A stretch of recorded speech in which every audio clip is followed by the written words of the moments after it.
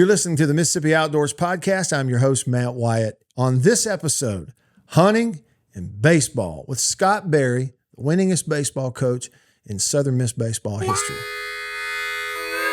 This episode of the Mississippi Outdoors Podcast is brought to you by the Foundation for Mississippi Wildlife, Fisheries, and Parks.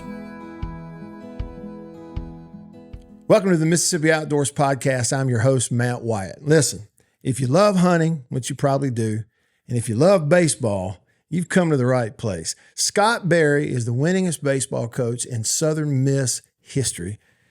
I'm not so sure he doesn't love something else a little more than even that hardball, and that's that white-tailed deer and chasing those turkey, and he's here to talk about it with us today. Coach Berry, welcome to the show. Good to see you. Well, thank you, Matt. Appreciate you having me on. It's a pleasure. All right, so this is the first few months, really, as we record here, of retirement. How's it been so far? It's been really good. Honestly, I haven't lost a game since the last one I coached, so been on a roll there and probably won't lose another game. So, But I've really enjoyed it. People ask me all the time, what do you do? And I say, I can't really tell you, but I stay really busy. And I think it's just doing whatever I want to do. I'm a person that can do more than just baseball. When I look back at my own career, I'm not a person that was married to the sport. I did my job and I did it as well as I could, but I had other interests. Number one, my family. I love to hunt. I love to make things. So these past 7 months, I've been able to do a lot of those things and enjoy things that a lot of times that our sport and our career didn't allow us to do. So it's been really good. You obviously coached for so long here in the state of Mississippi, and we'll get into some of that. But before you got here, you're from Missouri. And I guess I'm assuming grew up playing ball and hunting and fishing in Missouri, just like folks in Mississippi did, right? I did, and I didn't come from a family of a background of hunting at all. Now, my dad loved to fish, but he was not somebody that took us hunting. I kind of did that on my own, and it started with the small game, chasing squirrels and rabbits and bobwhite quail, when I was young. And I can remember on those cold days in Missouri where we would save those bread sacks. We'd start in the fall saving the bread sacks to put on our feet, to put in our boots, to hopefully keep us warm. And then, those mornings where there'd be snow or ice, and we would take off walking in search of anything that moved, in all honesty. But as most, I moved into the whitetail hunting and really enjoyed it and haven't looked back since. I really enjoy it to this day. Now, we were talking earlier, Neosho, Missouri. Neosho. Yes. So I'm not looking at a map. Kind of where is that? Geographically, it's right in the southwest corner. So we were about 25 miles from Kansas, 13 miles from Oklahoma, and 30 miles from Arkansas. So we were right in that little four-corner area is what it's called. So it's kind of in the foothills of the Ozark Mountains, but you can go 10 miles to the west and you're in strictly prairie land. So it's a unique area. A lot of mines were in there. A name that everybody would probably remember that grew up close to me, or he was before me, was Mickey Mantle. So he was from Commerce. So every ballpark I ever played in as a kid, there was always that historic home run where Mickey hit, and all the old timers would tell you, I once saw Mick hit one there and there. So, everybody knew who Mickey Mantle was when I grew up. But it's a great little rural area. At the time, it was about 4,500 people. Now it's probably grown to about 12,000. How about that?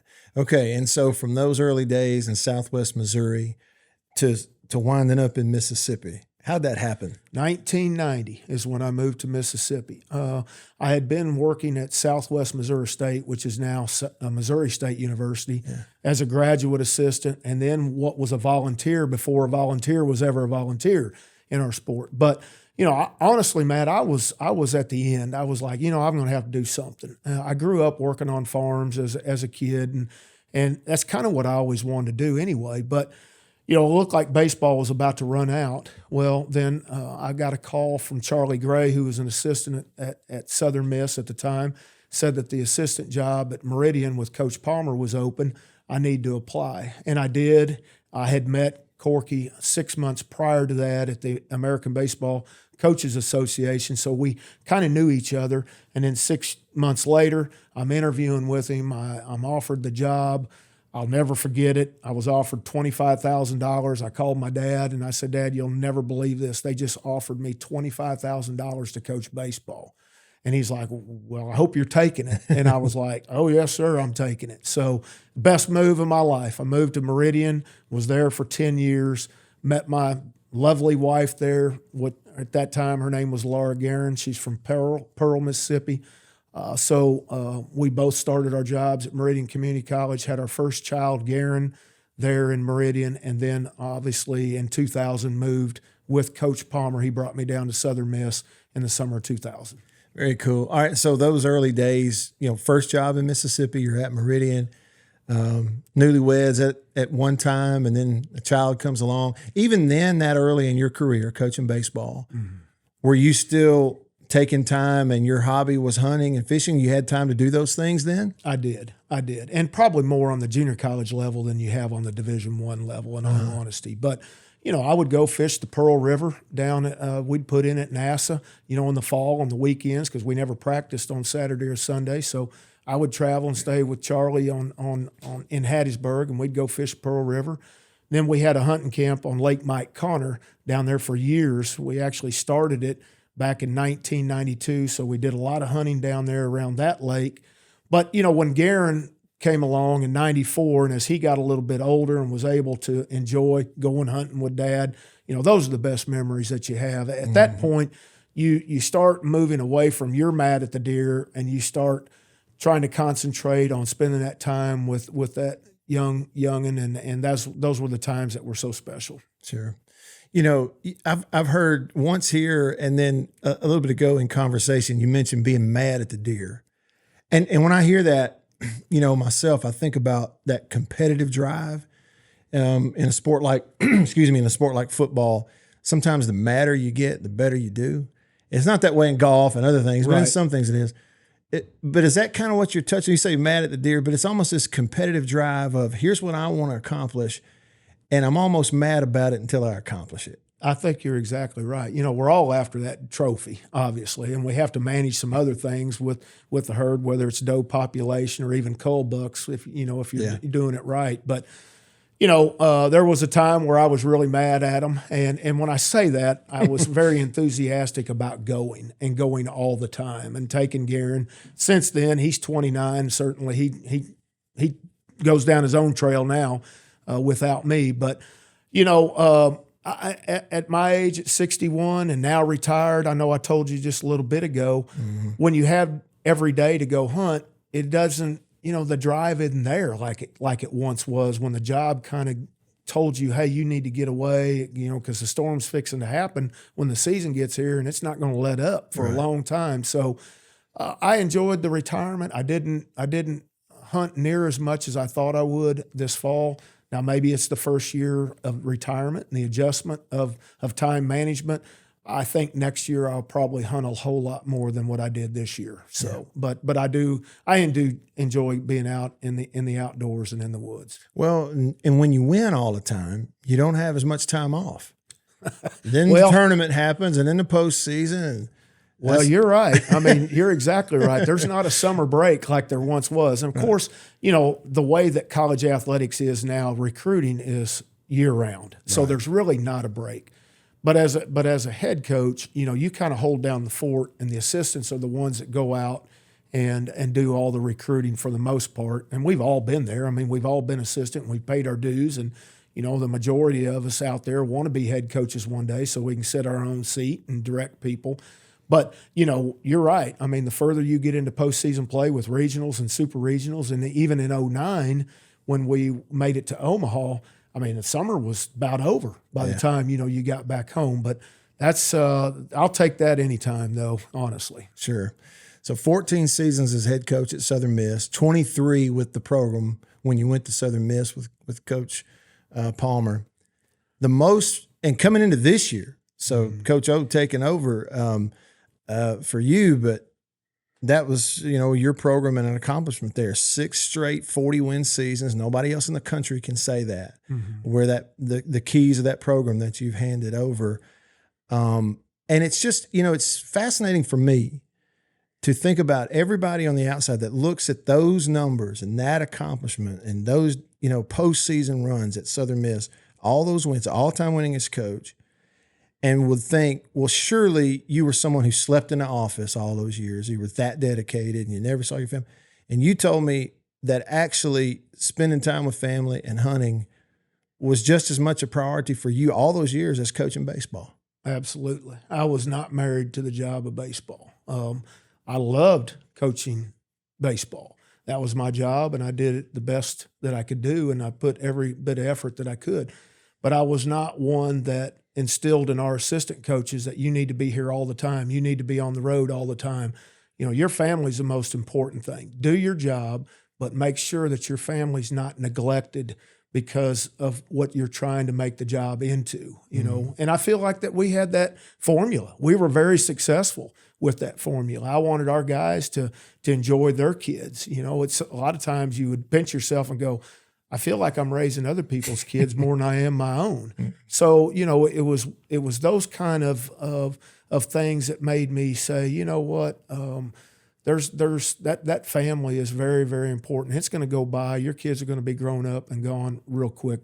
So the things that we did as a family were very important to me, as well as winning baseball and developing young men both on and off the field. Would that be your advice to any young coach? Yes, most definitely. I think we all start out, we're young. We want to try to rewrite the book of baseball or football, whatever you're into coaching. But I think as you get through it, you understand that there's a lot of things that are already in place that you're not going to change, that if you learn how to use them, you'll use them to your successes. And that's what we did. I had the privilege of an honor of studying under a lot of really good people, all the way from high school to my junior college coach, Coach Roark, to Coach Gutton at Southwest Missouri State, who's going to retire this year after 44 years there at Missouri State University. Great baseball people, but they were also great mentors that taught us more than just baseball. And those are the things that I learned as a coach that I felt like that I took with me as I moved through my career that I could instill in our players and even our assistant coaches in trying to help them grow. Sure. And all those years in Hattisburg, baseball being a spring sport in terms of the season, of course, you had fall ball and coaching throughout the fall. But all those years in Hattisburg, starting kind of when you got there, what was the process like for you in terms of the places where you were hunting? Whether it be public or private, and having access to, or even owning your own land at some point. Like, what was the process of, over a period of time, kind of getting the keys to different property and the places where you hunted in that job? Right. Well, I think it's about relationships, number one. I mean, you develop these relationships with people, and you find the common interest. When they find out that you like to hunt, then certainly there's a lot of times that you get invitations to do that. But, we started a camp in 1992 on Lake Mike Connor. There were 12 of us that started. I was the last original member that just got out this year. Okay. Hill Denson was one of the original members. Hill got out 2 years ago. But most of the original members are no longer with us, in all honesty. So I finally got out. But when we made the move from Meridian to Hattisburg, that just put me that much closer. to our deer camp there. Mm-hmm. Of course, I expanded the territory. I didn't really ever hunt public land.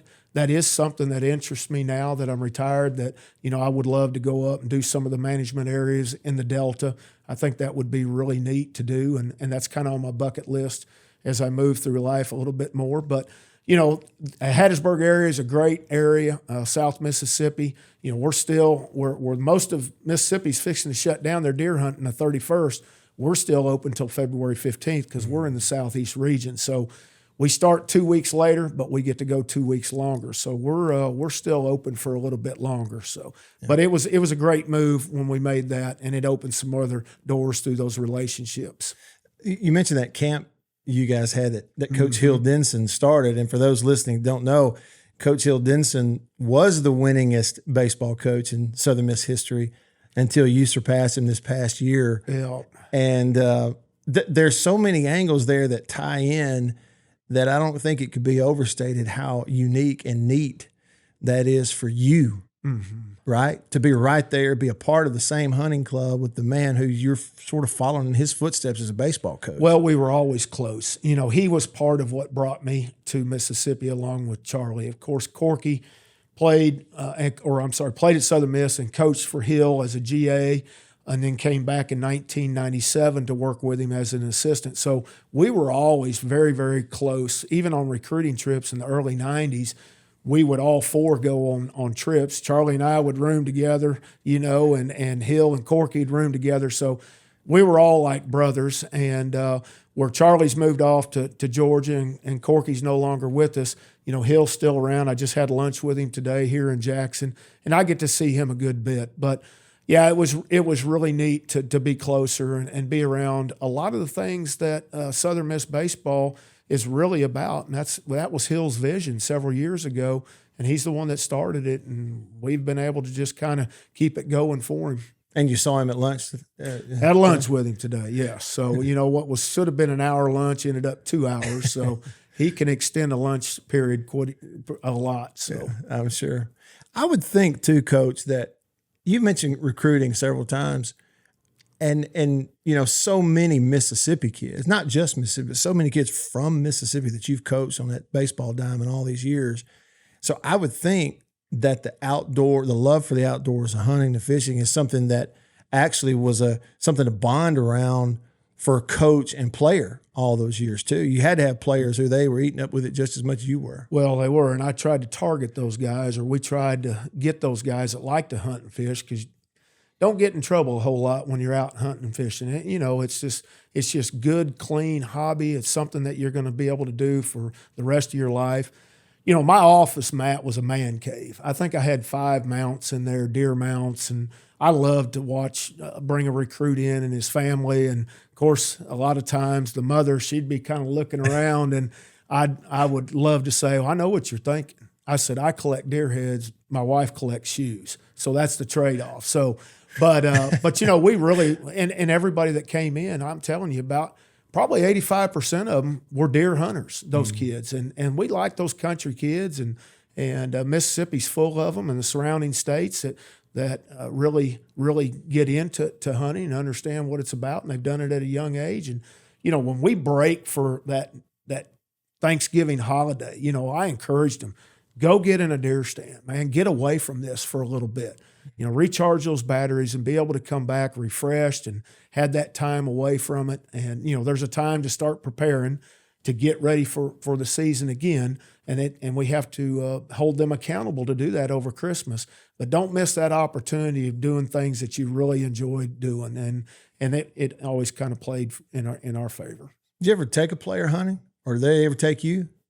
I used to take them. I used to have another deer camp south of Runnelstown outside of Petal that we used to do our Christmas party every year. I lost that camp a couple of years ago, but it had a really neat camp house, and those guys enjoyed coming out there, and we'd grill out. And a lot of times what I would do is I would go shoot a doe, and I do my own processing, except for sausage. I don't do sausage, but I do my own processing. I make bacon burger, and I make just regular ground venison for chili or spaghetti. But I would grind a deer up in bacon burger and then do about 100 bacon burger patties, and that's what we would eat. And we had a great time. That was a great time to bond and fellowship. And those guys still talk about it today, those teams that were able to go, Coach, you still have that camp. Unfortunately, I have to tell them, no, I don't have it anymore. But the mere fact that they remember a good time. I think we know the answer to this, but I wanted to ask you anyway. Keeping up with those guys who've gone on and played Major League Baseball, you got some that are up there now, and of course, the Dozers who have been all-stars. Wallner, who he's really just getting started, scratching the surface, but had a big year in the majors. You keep up with all those guys? Stay in touch? I do. I actually saw Sandlin at his wedding about 3 weeks ago. Saw Wallner at his wedding about a month ago. I see Dozer quite a bit, so I stay in touch with those guys as much as I can. Sandlin and Wallner both live in Ocean Springs. They're actually come up to the field right now and work out a lot before they head off for spring training, as we've got a lot of other big leaguers that come up there and work as well. The other day I was in there working out, and Holder, Jonathan, was up there throwing. Yeah. So there's quite a few, Alford and Jonathan Davis. We have quite a few that come in, which I always encourage that, because I wanted our guys, our current players, to be able to see those guys work and how they go about their business. And Coach Ostrander, who took over for me, he's under the same philosophy. He encourages those guys to come work out with us as well. Coach, so back to deer hunting for you from your perspective. What's your favorite? I mean, do you bow hunt? Is it gun? Like, what's your ideal hunt? Well, I could have bow hunted a lot more this year. Bow hunting's been hard in the past just because we're in fall practice. Right. But gun hunting has always been probably my go-to. Now, I really enjoy bow hunting. I killed a really good one in velvet season 2 years ago up in Macon. It was 8-point, 23.5 inches inside, and couldn't have drawn it up any better. It was on the first day, that Friday, September 16th. The first day. The first day, that evening. So we'd had pictures of that deer since August, but hadn't had a picture of that deer for 2 years. So it was kind of neat how he all of a sudden he just came back from wherever he had been. I don't know where he'd been, but he came back bigger than he was before. But I enjoy bow hunting, but honestly, Matt, just being out in the woods is what it's all about for me and enjoying the hunt. Yeah. Years ago, I was talking to and again, this is 20 years ago, I was talking to a young high school football coach at the time, and he was having success, and we were on a crappie fishing, day together, just talking. And he talked about a mentor of his who was an older coach, retired, who had given him the advice that, hey, look, you've got to have a hobby. And he really took that to heart. And for him, it was crappie fishing. And the reason I bring that up is something you just said, more so being there than the result was really the intention of the whole thing. That's what he said. He said, I have a lot of days I come out, I don't catch anything. I'm not very good at it. He said, but even when I don't feel like it, when I have time, I make myself go. That's sort of what you were talking about earlier. Young coaches, young professionals, young fathers, young husbands. There are other priorities other than punching that clock and even whatever that profession is, making that money, isn't it?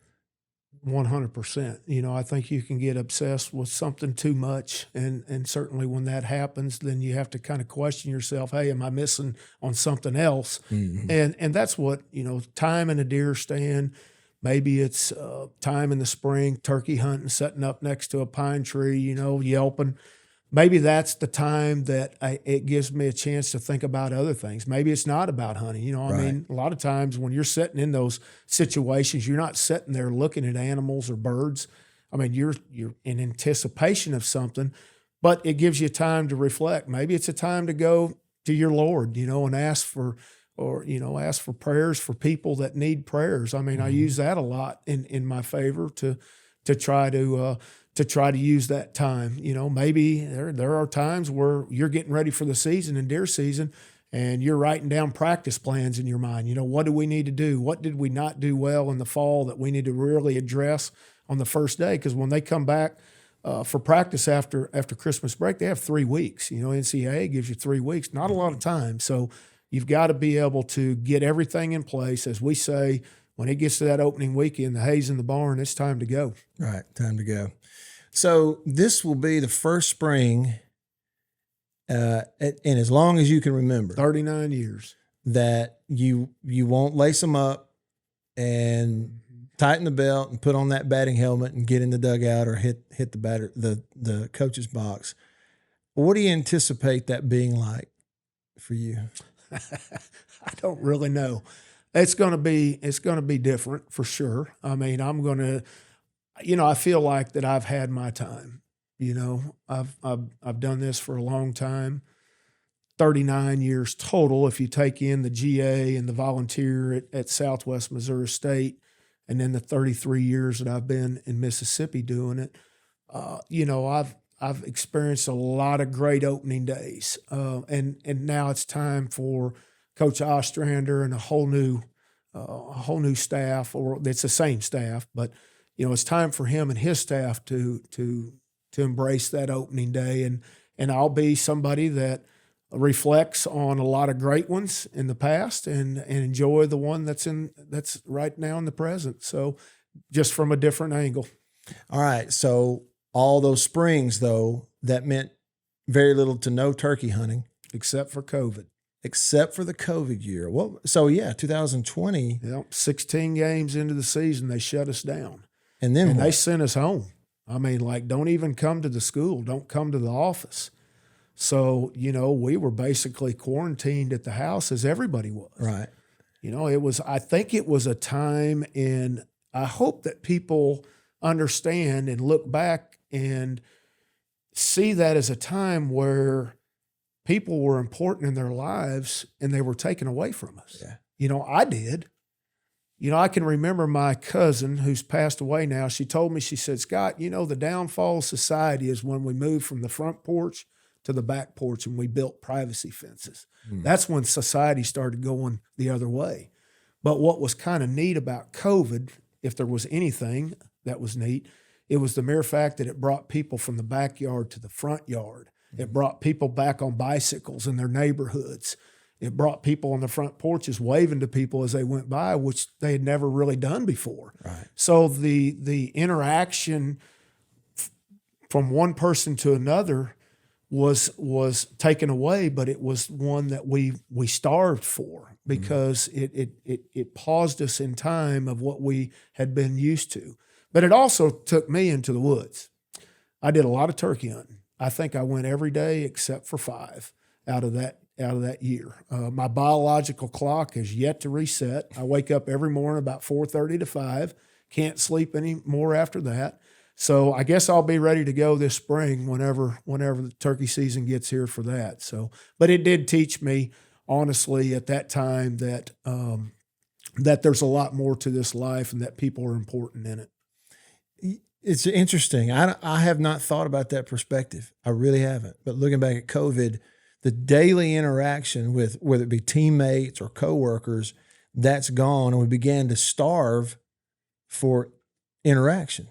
We'd have Zoom calls with our staff. I mean, really not to talk about anything, but just, how you doing? Yeah. And what are you doing?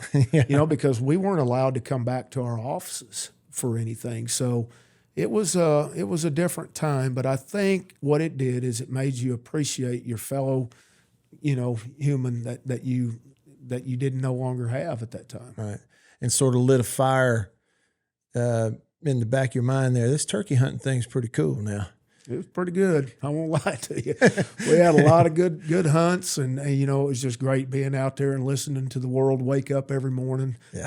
That's what I like. I like to be there on the front end. I don't necessarily see the back end too often because of the front end, but I would rather be out there in front in the morning than there at night in the evening. Sure. What about for you specific hunts over the years that stand out? You've probably gotten as many fan events and interacting with fans and signing autographs and fan day before a season. I'm sure somebody said, "Hey, Coach, what was your best hunting trip ever?" Like, how would you answer that if a fan asked you that question? Oh, well, that velvet hunt was a great one. Opening day. That was, on that. That was a 3-day hunt. We did it again this year. I didn't do it, but the state offered it again for archery hunters. I had a really good hunt at Dozer's camp up there on the Mississippi River. Killed another real wide deer one morning. The Salooner chart said that the major feeding was up to 10:25 that morning, and Doze texted me at 10 o'clock and said, "Are you ready?" And I said, "Give me till 10:30." And honest to goodness, about 10:20, this big wide one, I think he was 21.25 inches wide, stepped out about 165 yards. And literally, I thought I was in Texas. I've never hunted in Texas, but I've watched enough shows that are in Texas. And I was like, man, that looks just like a Texas deer. And so I was able to harvest that deer. And that was a great hunt. We all celebrated it. And my son, Garen, was with us on that. And he killed a big cull 6 that day as well. But, anytime you can get a call to hunt on that Mississippi River or anywhere in that delta, I mean, to me, that's like getting a call to the big leagues. I just absolutely love going to the delta to hunt. That's cool. And we've mentioned Dozer a couple of times. So for those listening that might not know, Brian Dozer from Fulton, correct, Mississippi, went to Itawamba AHS High School. Correct. And then did he go JUCO first? He goes straight. Did not. Came straight to us. Okay, came straight to Southern Miss. 4-year starter at shortstop. Right. And great. Obviously went on, played for the Minnesota Twins, was a Major League All-Star, went to 2 All-Star games, was in the Home Run Derby one year. Right. I mean, you couldn't have drawn it up any better. And the most one of the most humble individuals that I've ever been around. I mean, he is truly just the salt of the earth and avid hunter, big duck hunter, but just a really, really solid person. Didn't he have his brother pitch did. to him in the home run Clay. How nerve-wracking would that be? Especially when it's your brother, because if you mess it up, you won't ever hear the end. And Clay's left-handed. That's what, the selflessness of Brian, because his brother's left-handed and your strength is to pull the ball, and he's pitching the ball on the other side of the plate, but he wanted his brother to experience that time with him on the field. It wasn't about winning the home run derby as much as it was sharing that moment with his brother and his family together, I think, more than anything. All right, so now we can get a little more philosophical. There's Brian Dozer, one of the best to ever do it. Led Southern Miss to a College World Series. You were on that staff there, right? Yes, sir. In 2009 with Coach Palmer. All-star. But the selflessness, I think that's something I fear that, especially with young athletes now, when they watch a lot of what's up there ahead of them, if they're not mistaken, they'll get the message that it's okay to be a me guy, to be selfish. When in actuality, it's the Brian Dozers who are the most selfless guys on your team that are the leaders. They're the ones that actually stay in it and lead and have the most success, is when they put the team and everybody else ahead of their own interests. 100%. And you have to have those guys in the locker room right. that reiterate the things that you talk from a coaching standpoint. You can only take that team so far, and then inside that locker room's where it's really got to go farther. And it's the leaders that you build. It's the leaders that you mold. It's those guys that came in as freshmen in their sophomore year, and they had those older guys showing them the way and teaching them that whether it's at Southern Miss or whether it's at any other school, this is the way that we do it. But we do it for one another, and they instill that. And that was the culture that we were able to produce and develop at Southern Miss, and it paid dividends, obviously, for us for several years. Yeah, 6 straight 40-win seasons. Nobody else in the country can say that going into the 2024 baseball season. And when I talk about things like this, I want people to understand I'm not talking about me. I'm talking about the people that made all this happen, the players, the coaches, the fans. We all invest in that successful product. Those 6 40-win seasons were no slouch schedules. They were tough schedules. Sure. And they were tough by design to try to create RPIs to get you into postseason at the end. You had to win. I mean, don't get me wrong, but you have to win you have to go against rank opponents that at the end of the year, those committees go, hey, they didn't play just this schedule to get wins. They played this schedule that was hard to prove that they're supposed to be there. Right. And it was by design. And so I take great pride and share that with our staff and our players in knowing that we didn't take an easy way around that. Southern Miss, I like to say we do more with less than anybody else. I mean, we're a top 20 program. We finished 9th in the country last year in D1 baseball. There's 8 that go to Omaha, and we were number 9, and that's kind of how it ended. Tennessee beat us in that last game to go and left us standing and ending our season. But very proud of what our program has been able to accomplish over these years, and obviously share that with a lot of people. Unselfish, team first guys. Back to Brian Dozer, he could have gone himself that morning and killed that buck, but he called you. There you go. That's why I like that, BD. Yeah, if you're listening, Brian, he appreciates that. He really appreciates that, if you can't tell. And again, not to turn it negative at all, but I just have to ask and wonder, there's so much that has changed over the last couple of years in the college sports landscape with open transfer portal. They can leave anytime they want to leave and go anywhere they want to go, immediately eligible. There's what we call, in my opinion, what they call NIL. A lot of it's not really that. It's just pay them, that sort of thing. Does that risk eliminating the need and the drive to put together a team with third and fourth year players and unselfish guys who stick it out over 3 or 4 years, does it make it harder, certainly, to build that?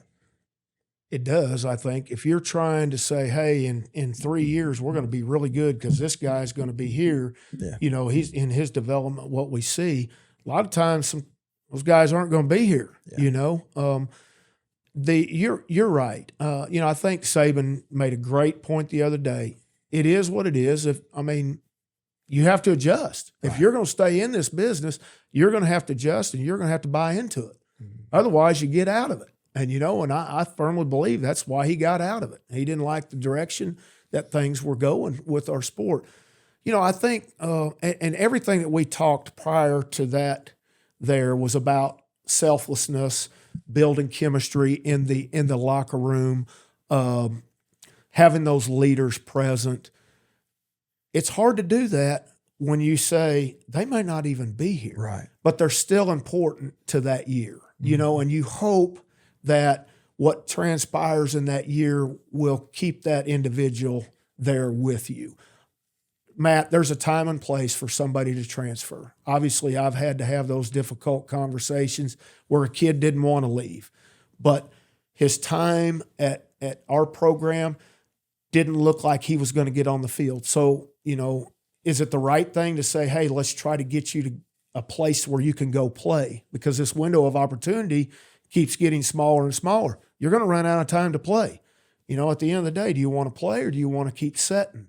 Well, they want to play. Mm-hmm. And sometimes it's hard to have those difficult conversations, but they always come back and say, Coach, man, I love my time there. I appreciate that. I didn't like it at the time, but it was the best move for me. And it is. Sometimes parents have to have difficult conversations too, just like coaches, and they have to do what's best for that individual. And coaches are no different than that.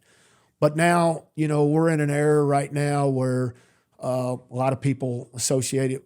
It used to be called travel ball era. If I didn't like this team or I wasn't getting to play, then Daddy will go pay money and we'll go to another team and we'll play.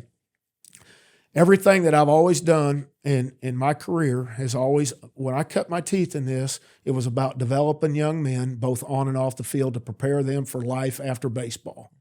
Whether it's after college, whether it's after minor league ball, whether it's after major league ball, it doesn't matter.